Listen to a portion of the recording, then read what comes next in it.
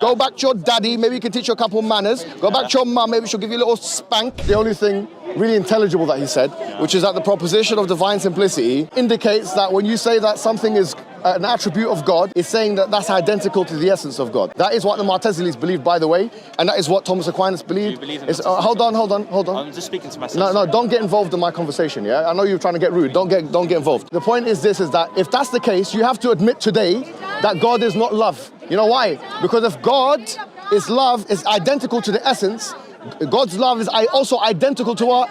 To the law of identity, is also identical to his knowledge. So God's love is God's knowledge, and God's knowledge is God's power. You must admit to this. And if that's the case, you believe in a God without attributes. You are, as many Christians would say, pretty much an atheist, because you believe in a deistic God, a non-personal God, a God that can't love, a God that can't be merciful, a God that can't be powerful, a God that, because these things, these descriptors and attributes, when you say that God's power is identical to his essence, if God's power is identical to his essence, and his knowledge is identical to his power, it follows God's power is God's knowledge. It follows God's power is God's love. It follows God's power is God's compassion, and so on and so forth. Therefore, you have to admit today that you don't believe in a God that loves. Go ahead and do it.